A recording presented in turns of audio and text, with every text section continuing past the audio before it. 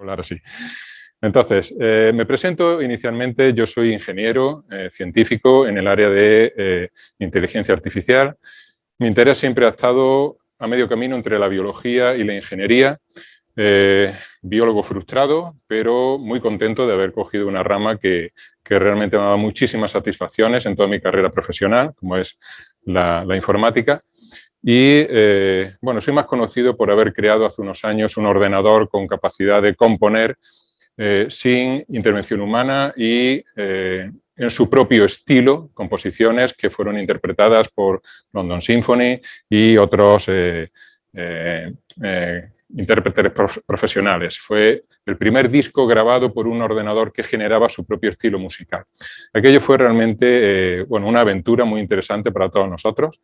Nos enseñó mucho, creo que dejó muchísimas más preguntas que respuestas, lo cual es bueno dentro de una línea de investigación. Y después de aquello traté de orientarme en algo un poco más, como diría, de impacto social, ¿no? O sea, bueno, eso ya tiene impacto social, ese tipo de investigación realmente afecta en el sentido de que, bueno, la inteligencia artificial estamos muy acostumbrados a, viene a cambiar el mundo, viene a destruir empleo, viene a, bueno, a hacer cosas que ni siquiera sabemos lo que va a hacer, ¿no? Pero en el campo del arte, concretamente, había como una línea roja diciendo esto es humano, de aquí para acá no se pasa, y sin embargo, bueno, en el tema de música, que como sabéis tiene una componente matemática muy importante, pues resulta que sí se podía pasar. Ahora vemos que se puede pasar en escritura automática y en otras facetas que realmente considerábamos propias de del ser humano y no de las máquinas. Mi pasado, ya por terminar de esta introducción, viene de la neurociencia. Yo hice mi tesis doctoral en neurociencia, en sistemas de simulación del cerebro y aprendí muchísimo ahí. Lo principal que aprendí es que no era el momento para atacar eso, sino que eso vendría mucho más adelante cuando tuviéramos sistemas de medida, bueno, capaces de decirnos qué está pasando ahí dentro, qué arquitecturas son las que estamos intentando simular y qué fisiología es la que tratamos de simular. Pero bueno, pasé 13 años muy entretenidos haciendo ese tipo de trabajo. Sin embargo, posteriormente me moví más hacia una rama de la biología que es la evolución. Me interesa muchísimo el modelado biológico desde el punto de vista de la evolución. Bueno, pues ese es mi perfil y de lo que vengo a hablar aquí no tiene absolutamente nada que ver con eso. En un momento dado, yo fui consciente de que había un problema que nos venía arrastrando desde hacía 40 años. El problema de enseñar a programar a niños, niñas, jóvenes, todo lo que sería el rango preuniversitario, lo que es la educación obligatoria. Digo, llevamos 40 años, efectivamente, porque los primeros ordenadores personales, muchos de vosotros no tuvisteis la suerte de estar en ese momento, ¿no? Pero fue un momento excitante porque llegaban unos pequeños cacharros que tenían unas extrañas palabras en las teclas y que cuando lo conectabas a un ordenador y a un radiocassette, o sea, un ordenador, que era un televisor y un radiocassette, allí pasaban cosas alucinantes, ¿no? Esos eran los años 80, los primeros ordenadores personales que llegaban a las casas y rápidamente los centros educativos se dieron cuenta de que aquello tenía un potencial tremendo y empezaron a adquirir esos ordenadores y a intentar dar de alguna manera o bien las asignaturas curriculares con ayuda de ordenadores o bien introducir ese tipo de materias como parte del currículo. Fue un fracaso. Es decir, hasta BBC sacó un programa, Computer Literacy, para educar en esta línea que tuvo un gran éxito. Es decir, en televisión la gente pues quería ver cómo eran los ordenadores personales, cuáles eran mejores, para qué tipo de software se estaba distribuyendo. Y el mismo ordenador, el Acorn, que seleccionó BBC para este tipo de experimentos en televisión, pues se trasladó a los colegios. Aquello no siguió adelante. Y durante 40 años hemos hecho periódicamente intentos que han fracasado. Entonces, eso era realmente un problema por resolver y como ingeniero, de alguna manera pensé que eso está sobre nosotros. No está sobre los gobiernos, no está sobre los educadores, está sobre los ingenieros. O sea, somos nosotros los que tenemos que decir cuál es la vía para resolver ese problema. Entonces son 7 años ya, este es el 8º, en el que vengo dedicándome exclusivamente a esta línea de trabajo. Desarrollamos en base a ese expertise, a ese conocimiento que íbamos adquiriendo en las aulas, hablando con el profesorado, etcétera, pues una plataforma que venía a resolver problemas que tenían otras soluciones. Si hubiera habido una que fuera perfecta, entonces seguramente no habría problema. La cuestión es que hace falta mucho trabajo. Me gusta siempre ilustrar esto con el ejemplo del smartphone. O sea, el smartphone parece que fue un invento del genio Steve Jobs, que llegó y dijo, como yo veo el futuro es este y todos vamos por ahí.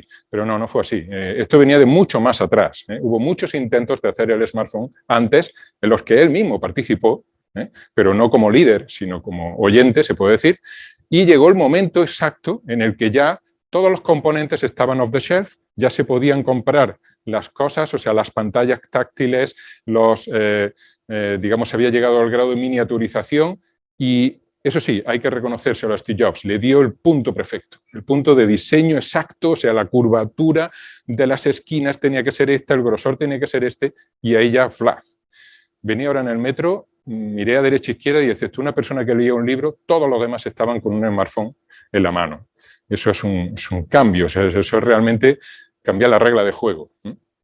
Bien, pues aquí, como en muchos otros campos, pasa más o menos lo mismo. Es decir, nos encontramos en una situación en la que hay que dar con la solución exacta. Y justo ahí es cuando arranca la cosa. El mensaje para llevar a casa de todo esto, uno de los mensajes va a ser este. No hay que esperar que niñas, niños y jóvenes se adapten a la tecnología, sino justo lo contrario. La tecnología se tiene que adaptar a ellos. Y en ese proceso de adaptación estamos, en encontrar las herramientas exactas, la formulación exacta de currículum para que en un momento dado profesores estén de acuerdo, alumnado esté de acuerdo, políticos estén de acuerdo, padres estén de acuerdo, todos estemos de acuerdo en que eso ya debe de lanzarse. ¿Podemos ir pasando, por favor? Bien. ¿De qué va la educación? La educación va de enseñar lenguajes. Sin lenguajes no podemos educar. Una vez que tenemos esos lenguajes, podemos enseñar todo lo demás. Podemos enseñar historia porque hablamos español y podemos contar la historia de generaciones anteriores. De nuevo, por favor. Podemos enseñar música porque hay un lenguaje musical que lo plasma esas ideas musicales y entonces un intérprete tiene la capacidad de convertirlo en sonido y un oyente tiene la capacidad de disfrutar ese mensaje. Pero sin el lenguaje musical de partida, esto sería una historia muy, muy diferente. Enseñamos lenguaje matemático, a pesar de que no es una cosa como si dijéramos tan estable. Ningún lenguaje es una cosa realmente estable, es decir, los lenguajes evolucionan. Aquí se habla de una manera distinta de cómo se habla en Málaga. En algunos pueblos de Málaga no podríais entender absolutamente nada y sin embargo hablan español. Esto es así, es decir, son variantes sobre un tema, ¿no? Bien, por la matemática le pasa exactamente igual. La matemática tiene su nomenclatura, es decir, yo puedo dar una asignatura de matemática discreta, como vengo dando durante 25 años, y sé que cuando mis alumnos se van a la bibliografía les cuesta, o sea, porque hay simplemente cambios de terminología y entonces lo que yo estaba diciendo en clase no se dice exactamente igual en ese libro. Entonces son, como si dijéramos, conjuntos con un centroide donde más o menos nos entendemos todos. ¿Podríamos pasar, por favor? Sin embargo, hay otros que no son tan variantes, son muy estables, los lenguajes de programación. Este es el gran problema. Este lenguaje aún no ha permeado el sistema educativo. Y tenemos que enseñarlo también. Adelante, por favor. ¿Otra vez? Sería el que nos permite comunicarnos con máquinas, expresar ideas musicales, expresar teoremas, abstracciones y, ¿por qué no expresar algoritmos? Los algoritmos, como sabéis, son una parte de la matemática. Es aquello que estaba recogido en los libros de algoritmos tradicionalmente. O sea, desde hace miles de años se escriben esos libros de algoritmos en el Antiguo Oriente, en Egipto. Tenían la necesidad de comunicar a los aprendices esas nociones de cómo se calculaba o cómo se aproximaba el número pi, de cómo calcular la pendiente para construir la pirámide o la rueda para un carro. Es decir, todo eso que era parte de ese conocimiento matemático necesario para el progreso de esas civilizaciones se empezaba a expresar ya en forma de algoritmos. ¿Y cuál era el lenguaje de esos algoritmos? Era el lenguaje natural, el lenguaje hablado. Sin embargo, a partir de 1936, la cosa cambió. Se suele decir que cuando a una idea le ha llegado el momento no hay nada que la pare. En 1936 confluyen 4 soluciones totalmente independientes: máquina de Turing, lambda cálculo, funciones recursivas y máquina de Post, para dar solución a eso. Un lenguaje en el que se podían expresar eso que los matemáticos llamaban algoritmos. Secuencias de instrucciones que seguidas en un determinado orden resolvían o realizaban un determinado cálculo. Es decir, básicamente un subconjunto de las funciones matemáticas. Bien, pues desde entonces hasta ahora hemos evolucionado en el sentido de que esas primeras abstracciones, esa máquina de Turing, que seguramente todos conocéis, y que está perfectamente definida, que es determinista, bueno, hay una versión también no determinista, por supuesto, pero que cuando nosotros decimos en la cinta de cálculo hay estos datos y la tabla de la máquina de Turing hace exactamente esto, entonces lo que va a ocurrir es este procesamiento de datos. Y vamos a obtener este resultado final. Es decir, una de las características de este lenguaje es que está totalmente exento de ambigüedad. Y eso es muy bueno. Nuestro lenguaje natural no. Yo ahora mismo defino un algoritmo aquí y sobre una población grande seguro que hay un subconjunto de personas que interpretan otra cosa y que cuando yo doy unos datos de entrada realizan un cálculo distinto de otras personas. Porque puede haber ambigüedad, es inherente a nuestro lenguaje. Sin embargo, esto no. Aquí tenéis una definición de la primacidad, lo que sería la primacidad en lenguaje Python, y esto siempre que nosotros le digamos 7, siempre va a decir que sí. Y eso es bueno, porque eso quiere decir que cuando yo acceda a través de Internet a mi cuenta bancaria, siempre me va a dar el mismo número, no me va a decir 1 euro arriba, 1 euro abajo. No, no, es siempre lo mismo, tiene que ser así, es importantísimo. Pues bien, este es el reto. ¿Cómo conseguimos que niñas, niños y jóvenes aprendan este tipo de lenguajes? ¿Y qué podrían hacer si lo supieran, si llegaran a aprenderlo? Pasamos, por favor. Pues bien, la sorpresa es el hecho de que ya están haciendo eso, pero mal. Los algoritmos están en todas partes dentro del currículo. No están en la asignatura de historia, desde luego, no lo busquéis ahí, ni tampoco en la de literatura, pero en las demás sí. Y eso es lo que vengo a explicar. El algoritmo es un concepto importante dentro de nuestra educación y lo lógico sería que se viera con lenguajes para expresar algoritmos, no en lenguaje natural. Aquí tenéis un pequeño ejemplo de una tarea de matemáticas. Se trata, vamos a darle a play porque creo que entonces ya se va a ver bien.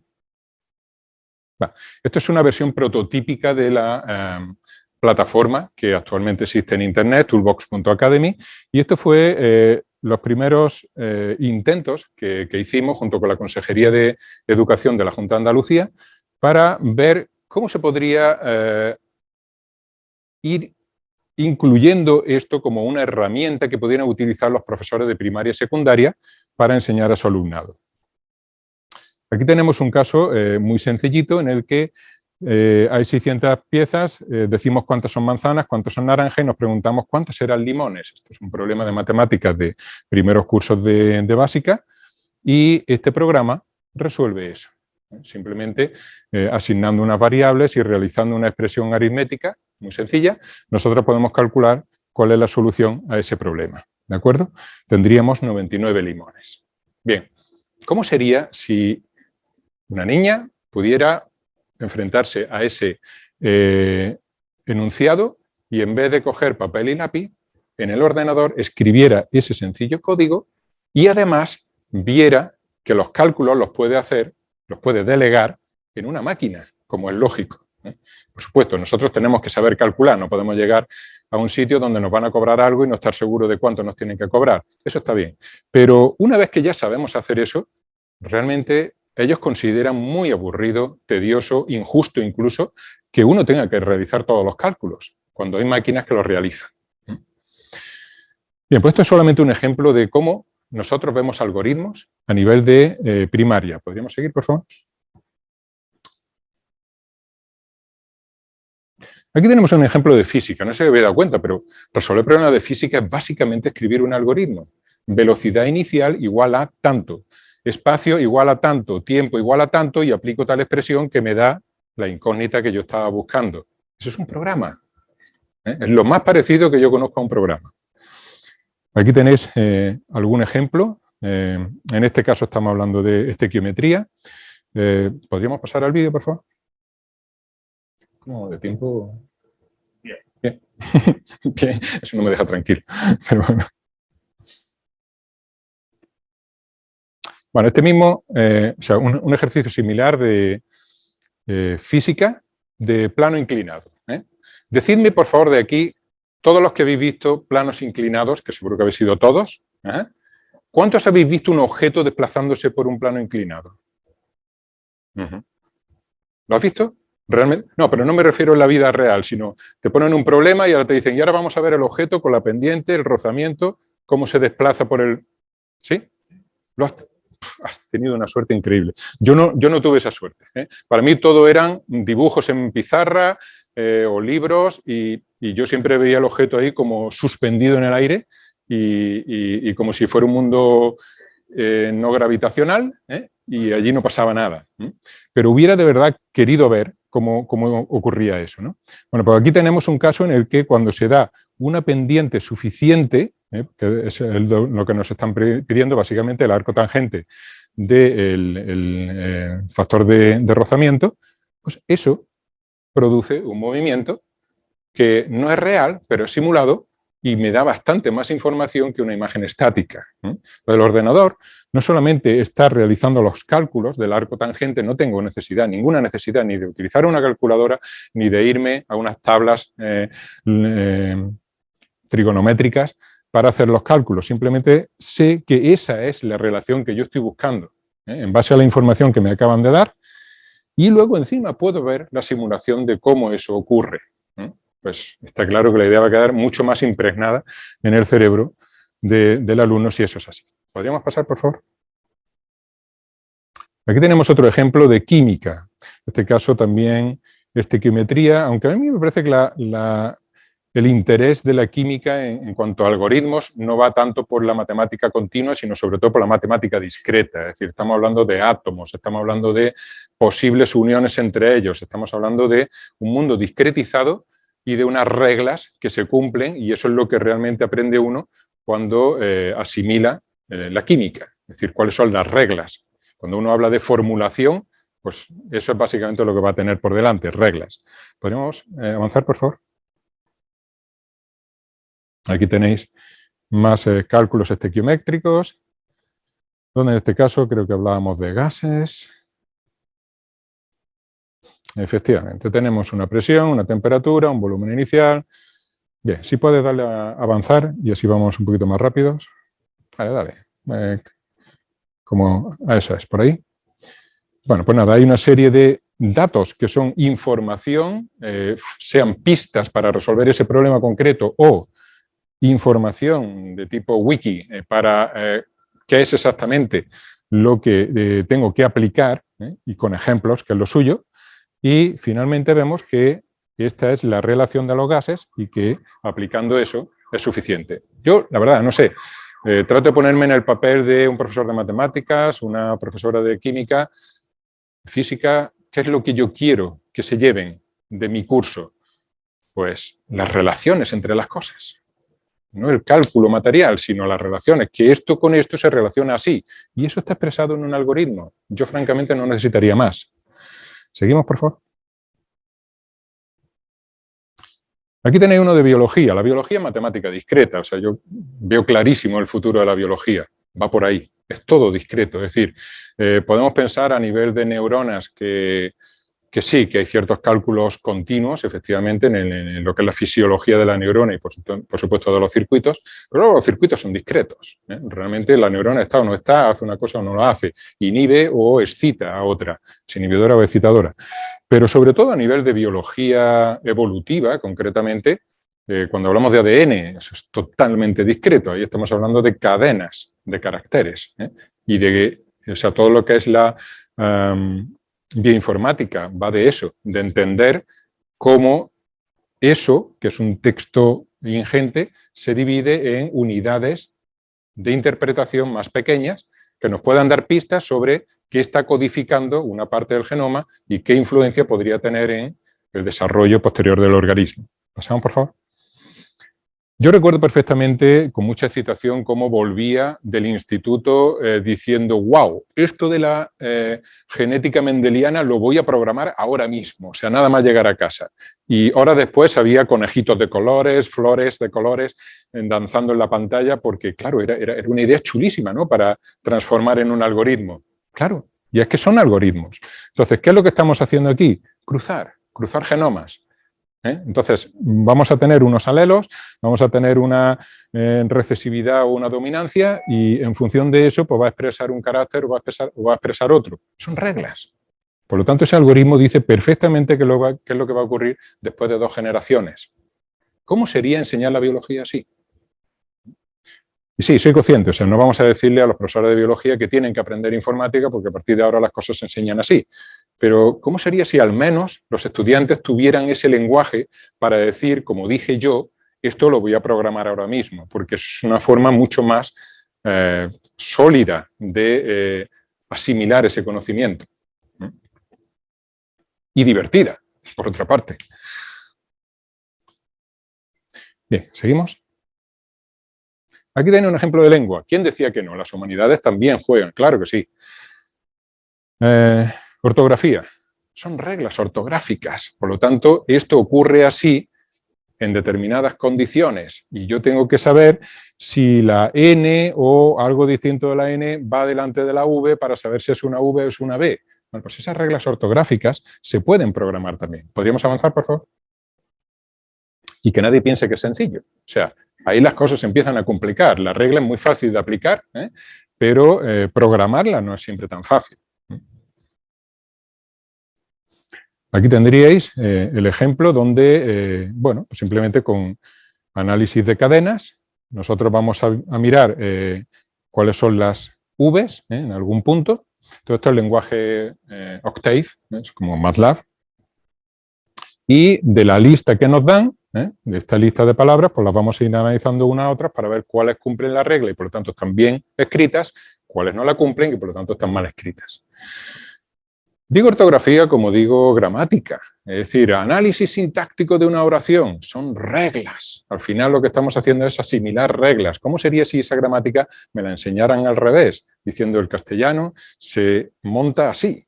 Estas son las reglas que dan lugar a todo lo demás. En vez de hacerlo desde un punto de vista del procesamiento, hacerlo desde un punto de vista generativo. Esto da lugar a todas las frases correctas en un idioma. Pues, todo eso, a fin de cuentas, son algoritmos, ni más ni menos. 10. Perfecto. Bien, pues estos serían ejemplos de cómo los algoritmos, como decía, permean. Voy a necesitar pasar ahora al otro. ¿Me ayudas tú también aquí? Sí. Vamos a pantalla completa, F11, por ejemplo. ¿Con F11 podríamos dar pantalla completa? Es por evitar distractores, nada más. Con F11 de salir, creo.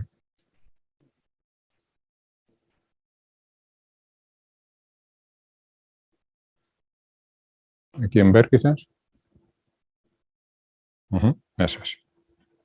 Vale, que esto es Mac.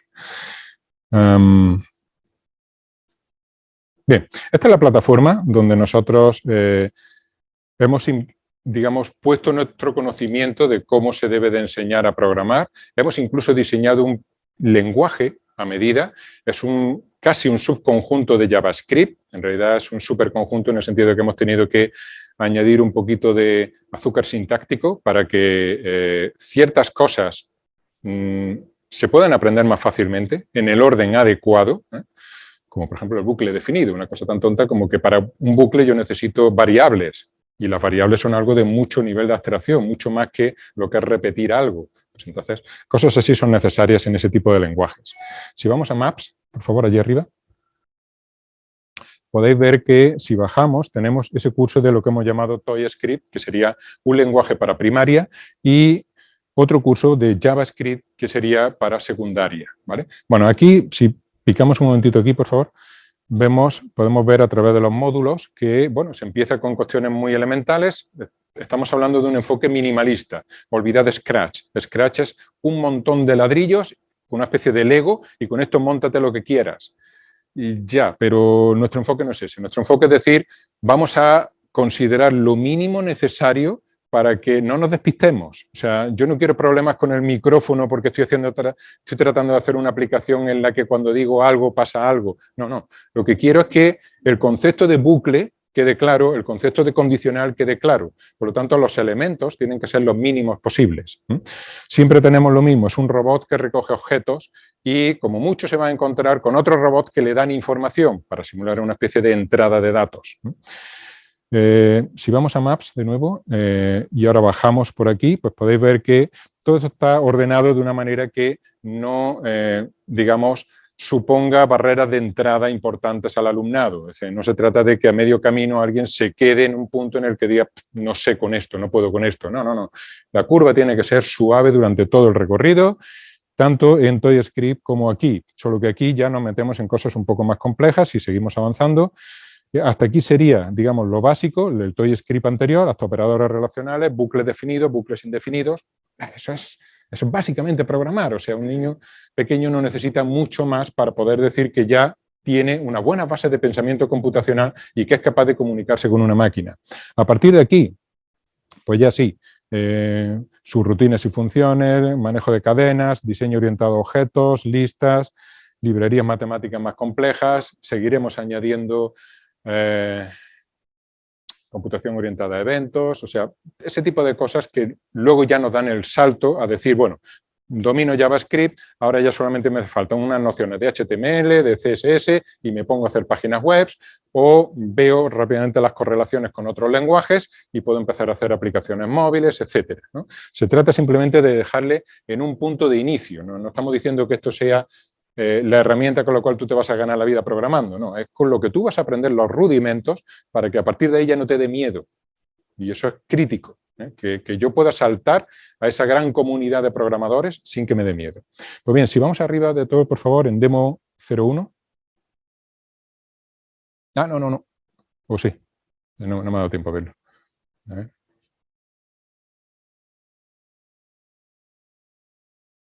Sí, sí, sí. Aquí os pongo ejemplos de lo que sería ya el colmo de esto, o sea, llegar a los últimos niveles, a tercero o cuarto de la educación media, lo que nosotros llamamos el bachillerato en España, y poder enseñar inteligencia artificial. ¿Cómo sería? Vamos a ver.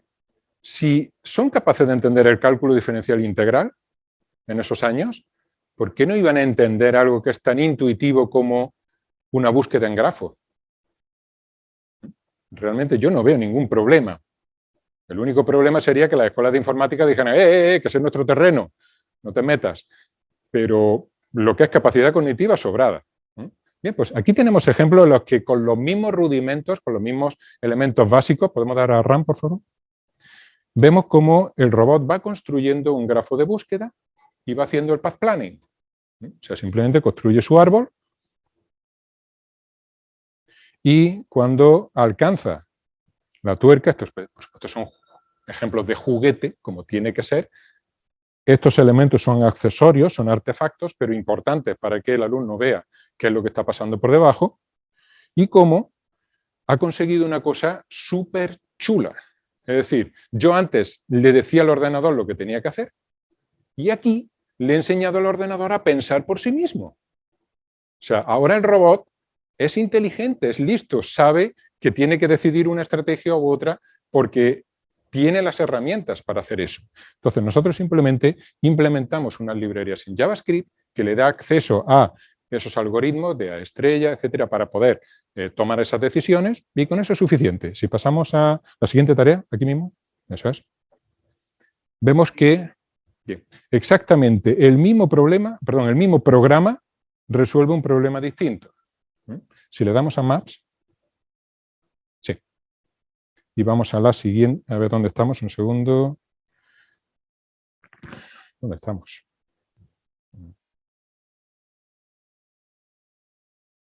¿Podremos picar aquí? Es que estoy un poco perdido. Sí, debe ser este.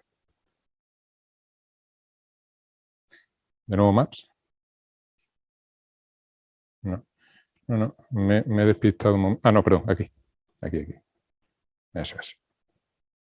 Y de nuevo Maps.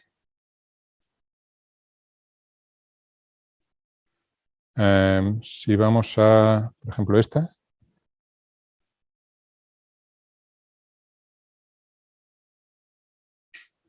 No. Bueno, Maps.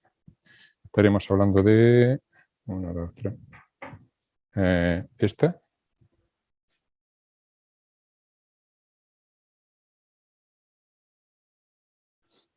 Bien. No, sería la anterior. Avanzado. Vale. 1, 2, 3. Este. Podríamos pasar de ejemplos sencillos a ejemplos un poco más complejos. Bueno, no sale. Era la anterior seguramente, pero bueno. Esto que veis aquí es el problema del viajante, ilustrado con los mismos elementos didácticos. Tenemos un viajante, tenemos unos puntos por los que hay que pasar y se trata de determinar cuál es la mejor solución. Incluso podemos determinar si utilizar una estrategia voraz o una estrategia de fuerza bruta o cualquier heurística que se os ocurra, ¿no?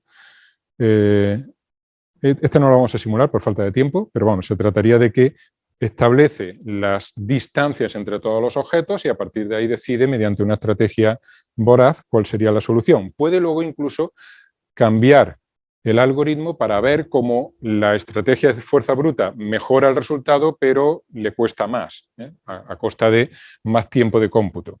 Si vamos a Maps de nuevo, vamos a picar aquí, por ejemplo, en la 13. Aquí tenemos el problema de la mochila, otro problema similar, en el cual podemos resolverlo. Si bajamos un poquito por abajo, este sería el ejemplo con fuerza bruta. Si vamos a Maps un momentito y damos en el último de todos, en el 14, vemos que también podríamos ilustrar, bajando, con algoritmos genéticos. ¿Por qué no? Estamos hablando de juguetes a fin de cuentas, ¿no? Bueno, pues se trataría de que montar una población de soluciones posibles, en este caso el espacio de solución, o sea, el espacio de búsqueda es realmente pequeño, no tiene sentido, pero a medida que yo haga el mundo más grande y empiece a poner más objetos y empiece a darle valores diversos, pues evidentemente hay una explosión combinatorial y ahí ya sí se va a notar. O sea, el hecho de que yo utilice una voraz o un algoritmo genético, me deja claro que estoy sustituyendo el problema de cómo resolverlo por el problema de qué tengo que resolver. O sea, si el informático convencional, cuando hace un programa, lo que hace es decir cómo se resuelve el problema, con algoritmos genéticos, con soft computing en general, lo que dice es en qué consiste el problema. Y yo tengo a mi disposición operadores de selección, de mutación, de cruzamiento, etcétera, para combinar esas soluciones y siempre funciona igual. Tú solamente dime qué es lo que me tiene que guiar la función objetivo. En este caso, la función objetivo es maximizar el valor de lo recogido sin pasarse del peso que yo puedo llevar en mi mochila. Entonces, todo esto son, como veis, herramientas muy sencillas para introducir la inteligencia artificial incluso en los últimos niveles de la enseñanza secundaria. Nuestro objetivo es conseguirlo, es decir, estamos empujando mucho allí en España, esperamos que aquí en Chile, pues si en algo podemos ayudar, pues también se haga, pero creemos realmente que estamos necesitando eso. Es decir, la informática no es una carrera como cualquier otra, tiene un peso social brutal. Digo sin ningún tipo de soberbia que los informáticos son los nuevos filósofos, porque no escriben libros, sino que hacen aplicaciones que directamente le cambian la vida a la gente y hacen que todos vayamos en una dirección distinta. Ya digo, en el metro, menos una persona, todos estaban con el móvil, todos. Me pareció alucinante mirar a un lado y a otro y decir, es como estar en el desierto esto. O sea, cada uno está en un universo totalmente alejado. Y eso está ocurriendo, ya son ubicuos esos dispositivos, están por todas partes, tenemos una demanda laboral brutal, tenemos una brecha en ingeniería tremenda, una brecha de género quiero decir, que se traduce, no se traduce, pero se podría utilizar para reducir las brechas salariales y laborales de género. O sea, yo entro a clase el primer día, 70 alumnos, 7 chicas, 10%, no falla. De ahí nos subimos. ¿Cómo sería si todas las chicas pudieran acceder a esos magníficos trabajos, a esa gran oferta laboral que hay y que va a haber creciendo en los próximos años, bien pagados, con capacidad para trabajar donde te dé la gana? O sea, es un sueño de trabajo, si lo pensáis. Entonces, por la, digamos, impresión social que tiene, por el impacto social que tiene la carrera, por el hecho de que es necesario para el progreso, por el hecho de que podría mejorar muchos problemas, pero sobre todo por una razón. Y es porque no se le puede privar a la gente de saber programar. Ese es uno de los principales mensajes para llevar a casa. ¿Cuánto yo disfruté desde mis 15 años cuando me vi con aquel ordenador encima de la mesa? Eso no me lo quita nadie. Y de la misma manera que ese alumno que va a coger una carrera de ingeniería, está bien que sepa de literatura, sepa poesía y sepa todo lo demás, ¿por qué no este que va a coger la carrera de Derecho no puede saber programar? No puede verse en un momento dado con, no sé, 10.000 documentos jurídicos y poder hacer un pequeño script que le escribe lo que no necesita para poder leer estos 4 e ir mejor preparado al juicio. Es que es competitivo, o sea, da ventajas en todos los sentidos. Un biólogo hoy en día sin informática no se entiende. No se entiende, proteómica, genómica, ¿qué estamos hablando? Hay que saber programar. Un físico tampoco se entiende, un matemático tampoco se entiende. Entonces, esto es una cosa que tenemos que atacar. O sea, el hecho de yo decir esto hoy aquí es por tratar de contaminaros de alguna manera, por decir que todos seáis conscientes de que sobre nuestras espaldas está la responsabilidad de cambiar esto. Y eso era básicamente todo. Muchísimas gracias por vuestra atención.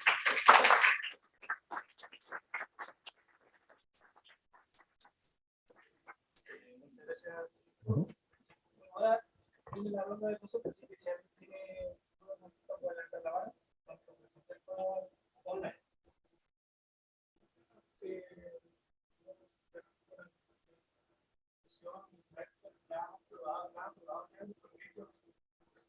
Sí, sí, en lo que son los cursos de ToyScript y JavaScript ya se está utilizando ampliamente allí en España. Hay unos 500 y pico colegios ya utilizándolo.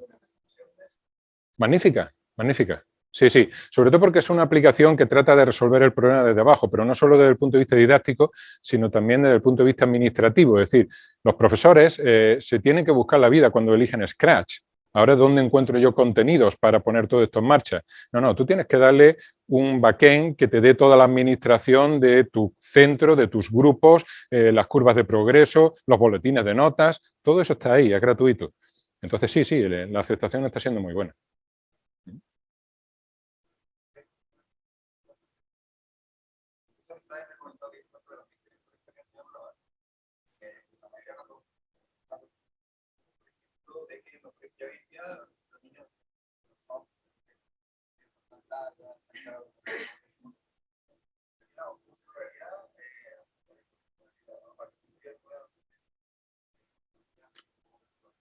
Bueno, yo no estoy realmente diciendo que haya que quitar una parte del currículum para dar cabida a eso, sino que esto es más bien transversal. Si desde primaria, donde la cosa está mucho más relajada, y nadie me puede decir que están asfixiados en primaria, bueno, en básica quiero decir, ¿no? En los primeros niveles de básica, hasta sexto, séptimo, ahí ya hay madurez cognitiva como para adquirir un lenguaje de programación completo, basado en la evidencia, es decir, lo hemos comprobado mediante experimentación. Si hay unas pocas de horas se sacrifican, 1 hora a la semana, no digo más, de matemáticas, por ejemplo, para ir introduciendo esto, no haría falta mucho más. O sea, no estoy hablando de asignaturas, ni siquiera estoy hablando de asignaturas TIC. Lo que estoy hablando es de que las cosas se hagan de otra manera, con otros métodos. Aún así, llegado el momento, habrá que sopesar qué es más importante. sea, si el tiempo es limitado, si los recursos son limitados, pues habrá que decir si la informática realmente no nos importa y queremos seguir siendo un país que no va a hacer la transición digital, sino que estamos bien como estamos, o nos subimos al tren. O sea, que eso ya sería una decisión puramente política, claro. Vamos por... Sí, venga. Un poquito más fuerte, por favor. Sí.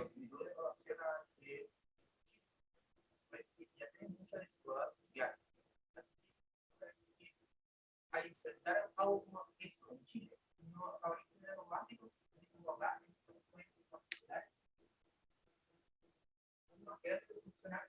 mi opinión es justo la contraria.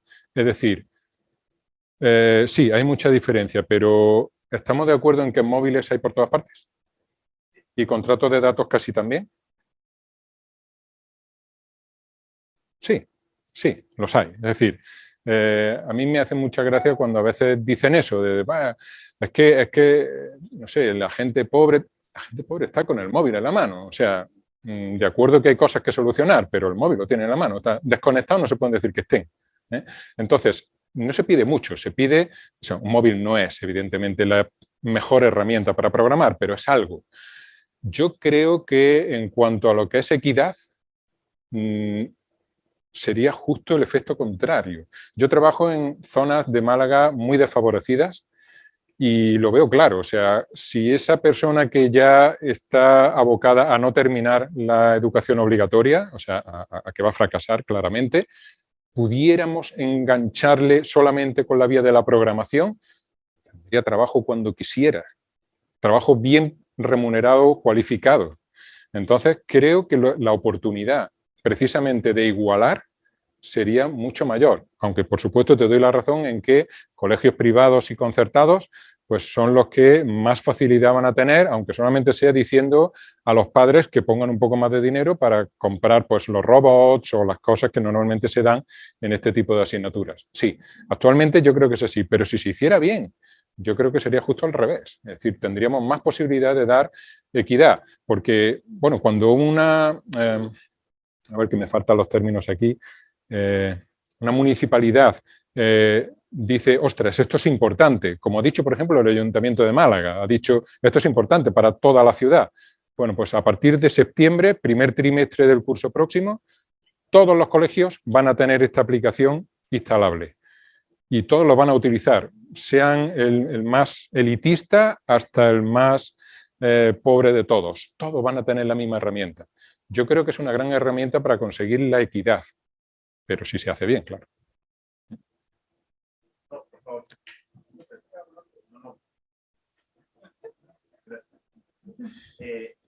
Colgándome de lo mismo que señalas ahora y pensando con la información que tienes del caso chileno y que has visto en Chile, pero para avanzar en la dirección de incorporar esto en la malla curricular, ¿cuál crees tú que debiese ser una estrategia desde un centro como el CENIA, por una parte, y por otro lado, cuáles fueron las dificultades que enfrentaron ustedes en la Universidad de Málaga para avanzar en esto, para tener un poco de aprendizaje? Bien.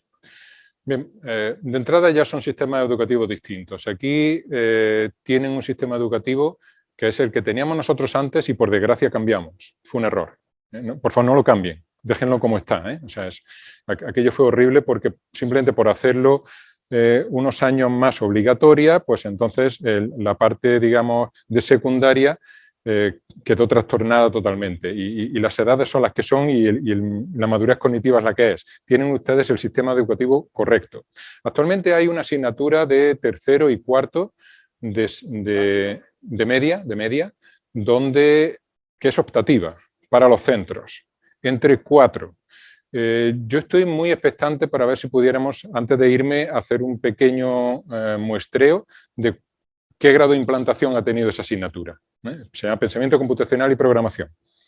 Entiendo que un profesor de matemáticas va a tirar por lo fácil, va a ir por estadística, va a ir por cálculo o a las malas por geometría 3D, pero no se va a meter en el lío de poner la asignatura de programación, a menos que sea, como solemos decir allí, un poco friki, ¿no? Y le guste el tema y crea que sus alumnos tienen que aprender eso. No sé, a lo mejor no nos estamos equivocando mucho si decimos que entre el 5 y el 10% ha sido la implantación de esa asignatura. Eso es lo que tenemos actualmente y ya es bastante. Podríamos no tener nada, absolutamente. Yo puedo hablar de la experiencia española. En España es distinto, porque aquí lo tienen todo muy centralizado y eso es otra ventaja. Allí el Estado, digamos, prescribe, pero luego son las comunidades autónomas las que deciden si ponen una asignatura u otra.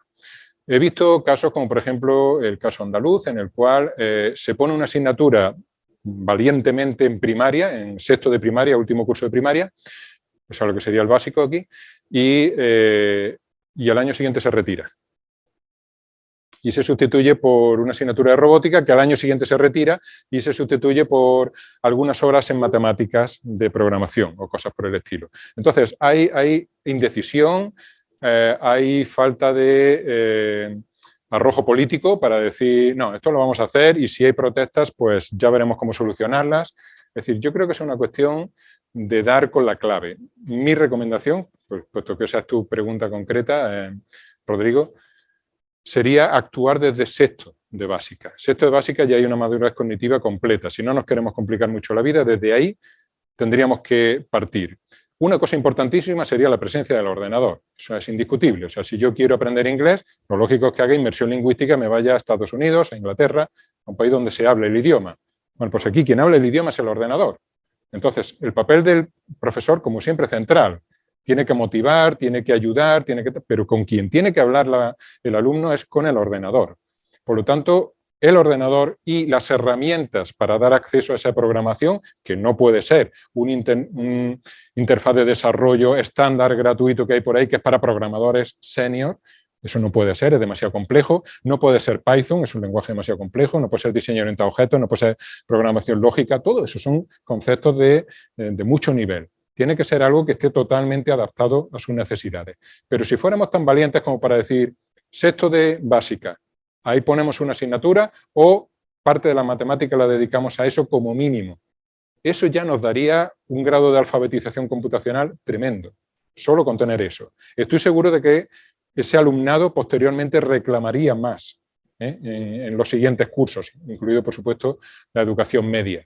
¿Y hasta dónde pudiéramos llegar? Yo digo, yo creo que hasta aquí. Por supuesto, me van a matar en la escuela de ingeniería cuando digan, pero eso es lo nuestro. No, no, lo nuestro no debería ser eso. Nosotros no tendríamos que estar dando ni el cálculo ni el álgebra que ya se dan en secundaria. No tendríamos que estar dando la programación. Lo digo en una escuela de informática. Tendríamos que estar haciendo computación cuántica. Tendríamos que estar en el límite de la informática. No ser algo más parecido a una academia de informática. Entonces, creo que ahí también hay un ejercicio de reflexión por parte de las ingenierías para cambiar eso. Había aquí una pregunta esperando, creo. Álvaro, gracias.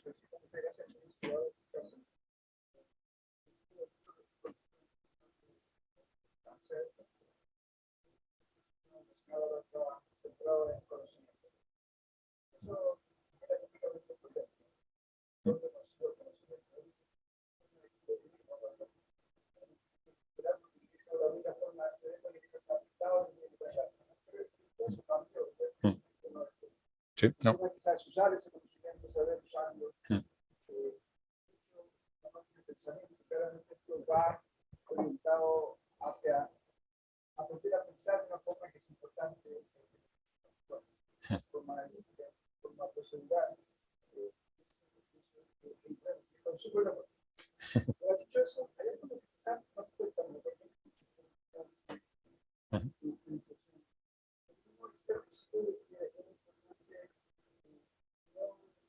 Se adaptar a la tecnología, sino que la tecnología se adaptar un poco a las personas. En ese sentido también el lenguaje que nosotros usamos era ambiguo. Es específico con el lenguaje. Lo ambiguo es que muchas veces nosotros no hacemos ambiguo, nos dejamos de hablar. Tenemos que salir de procedural, pero si no va a ser específico, nosotros usamos terapia antireal, sabemos que estamos hablando con otra persona que está en el contexto cuando va a entender. En ese sentido de la importancia de sacar la tecnología, la persona a la persona de la tecnología, hay mucho de programaje. Pasa, siempre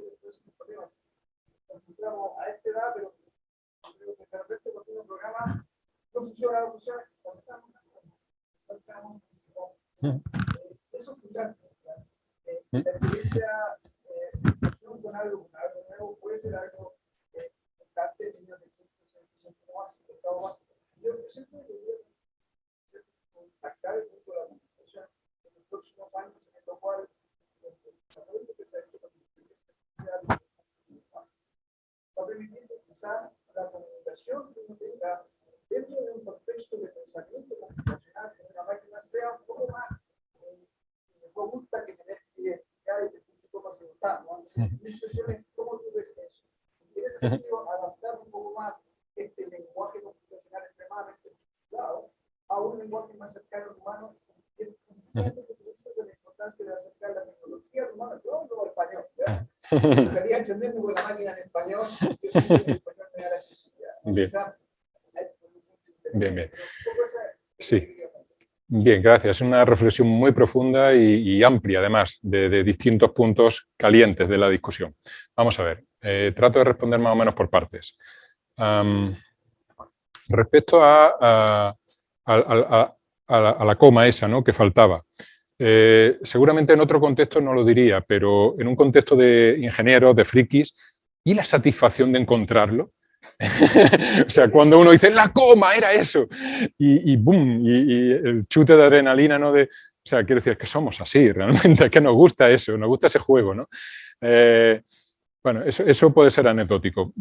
Te pongo otra anécdota que también viene mucho a cuento aquí. El mejor estudiante que yo he tenido en todos los años, llevo ya 30 años enseñando, Miguel, decía un día, porque yo le decía, pero tú no depuras el código, decía, ¿tú cuando escribes en español cometes errores? No, yo no. Dice, pues yo tampoco. O sea, él era tan bueno que no se equivocaba nunca. O sea, para él el concepto de error de compilación no existía, ¿no? Bueno, y no me pareció que fuera una exageración, es que realmente era así de bueno, ¿no? Respecto a la ambigüedad, yo trato, por ejemplo, en los exámenes, nosotros hacemos unos exámenes de tipo test, en mi asignatura, que es una asignatura formal, es teoría autómata y lenguajes formales, o sea, lo que es la base de la computación, y en esos test siempre trato de ser, por supuesto, totalmente exento de ambigüedad, o sea, que cuando haya una pregunta, haya una cierta, las otras dos no pueden ser ciertas. Oye, pues no hay manera. Todos los años me encuentro con algún alumno que viene a revisar el examen y dice, claro, pero es que yo interpreté ahí que... Y hay que tener la mente retorcida para interpretar eso, pero efectivamente, tienes razón, tengo que anular la pregunta. Entonces, parece que hay como algo inherente, o sea, de acuerdo que si nos ponemos serios, pues esa ambigüedad va desapareciendo, ¿no? Y que es esa relajación lo que realmente lleva a veces a la confusión, ¿no? Ahora, si la tendencia debería ser la contraria, es decir, que, bueno, enseñamos a las máquinas el lenguaje, el español, por ejemplo, y entonces ya no tendremos que... Quiero decir, vale, sí, de acuerdo.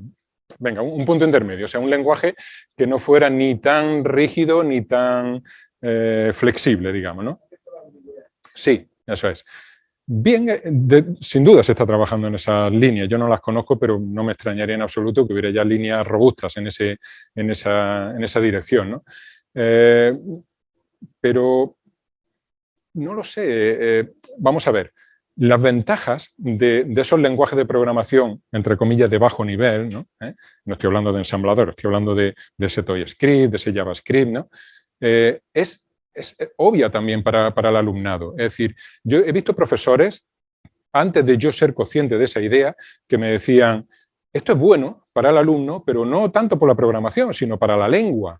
Se dan cuenta de que hay una gramática subyacente al lenguaje, cosa que no aprenden hasta que llegan a los niveles donde se les enseña sintaxis, gramática del español, etc. O sea, como es un lenguaje tan simplificado, estamos hablando de que el español tiene miles de reglas sintácticas, mientras que aquí estamos hablando de docenas. Entonces, bueno, y ToyScript tiene no sé, un puñado de, quizá no llega a 10, ¿no? Entonces, se dan cuenta desde muy pequeños de que los lenguajes se basan en una estructura formal que ellos pueden utilizar. Y eso son cosas buenas. Entonces, Yo no veo una limitación, tratando de responder a tu pregunta, no veo una limitación en el hecho de que esos lenguajes sean de ese bajo nivel, sean así de exigentes, porque creo que ellos se adaptan fácilmente a eso.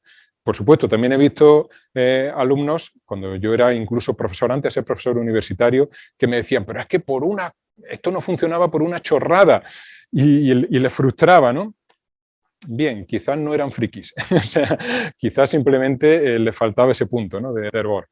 Pero yo creo que debemos de llevarlos en esa dirección, es mi opinión personal, ¿no? Y por supuesto también haremos seguramente esos lenguajes intermedios que nos darán más flexibilidad. De hecho, lo llevamos haciendo desde el principio. ¿Quién quería seguir programando en BASIC en los 80? Aquello horrible, o sea, go to para arriba, go to para abajo, aquello no estaba estructurado, era horrible. Cuando yo quiero hacer algo serio, hago un diseño orientado a objetos, entonces seguimos avanzando en esa dirección y probablemente llegaremos a esos niveles. Pero para empezar, yo creo que este es un buen juego. Había preguntas por allí, creo.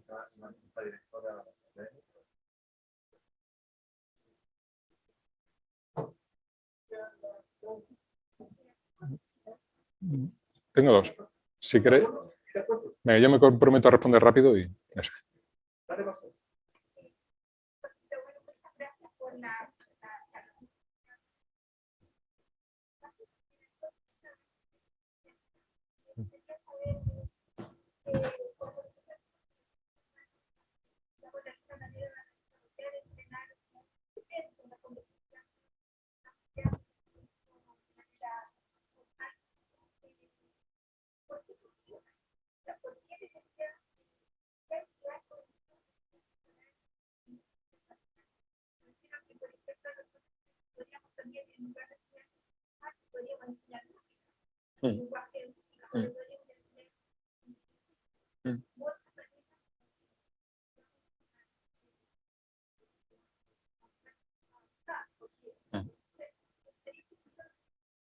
Bien.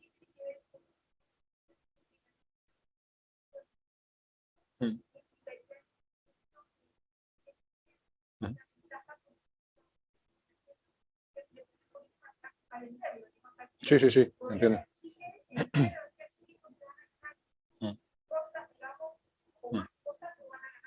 Sí. Sí, la clave para eso es pensamiento computacional. A mí me han dado una información reservada, tu perfil es psicología, ¿verdad?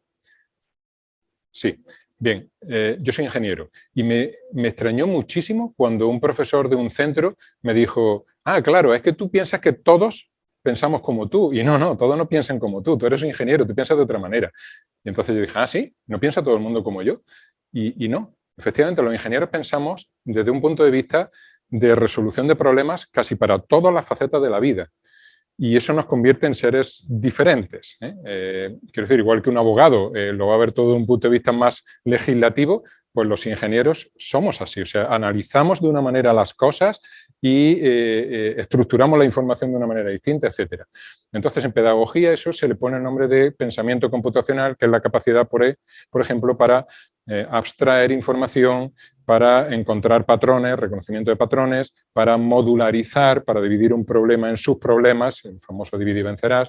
Entonces, han encontrado ya una serie de rasgos del pensamiento que se pueden desarrollar o no desarrollar. Igual que la matemática desarrolla abstracción, capacidad de abstracción, bueno, pues la computación desarrolla ese tipo de habilidades. A nivel cognitivo, te puedo decir eso, a nivel neurológico ya, o sea, en neuronal, no tengo ni idea ni de dónde se almacenan ni cómo va eso. O sea, mi experiencia fue más bien un nivel básico, biológico, ¿no? de modelado biológico, pero no he entrado en lo que es la neurociencia de la computación.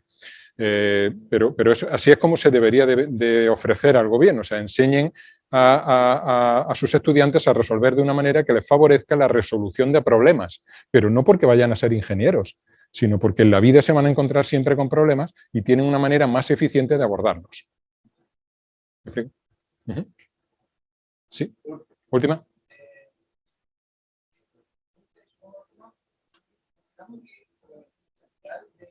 Esa herramienta en la simplicidad de adoptar el lenguaje de existe una forma de cuantificar qué tanto más fácil es para un niño aprender a programar a través de ese lenguaje versus aprender a programar a través de Sí, sin duda, vamos a ver.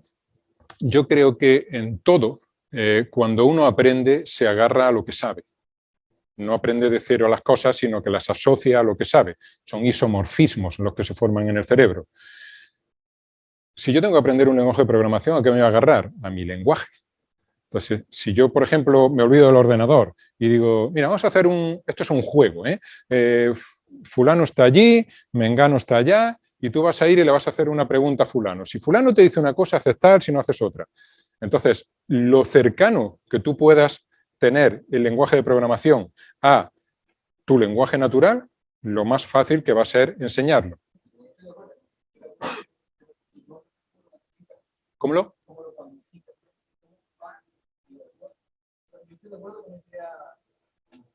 Sí.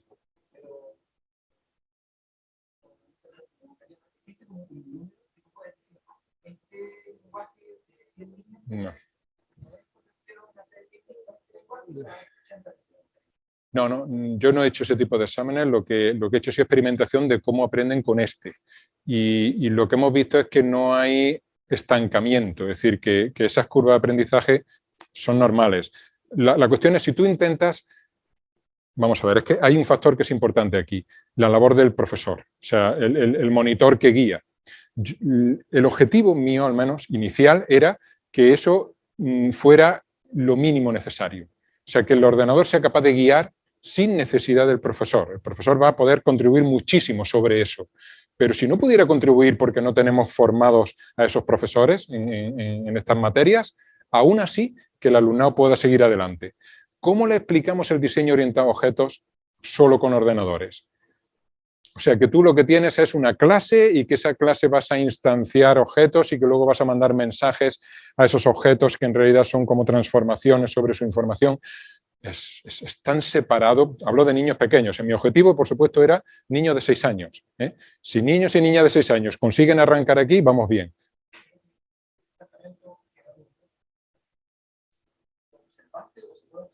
No. Yo no lo he observado ni lo he intentado siquiera. Creo que fracasaría. Puede ser. O programación funcional o programación lógica, porque también tiene mucho de nuestro... Sí, puede ser. Cuando yo tuve que poner todo sobre la mesa, dije programación estructurada y libre de todo lo demás. Porque, por ejemplo, Scratch está muy orientado a eventos. Las cosas en el mundo no ocurren así. Es decir, cuando yo trato de decir algo, no digo que esto haga tal cosa, aquello haga tal cosa y ahora según cómo interaccionen entre ellos va a pasar tal cosa. Es más complejo simplemente. Entonces es una cuestión de estrategia nada más. Muy bien. Pues... Muy bien. Estimado, muchas gracias. No, gracias a vosotros. Gracias a vosotros.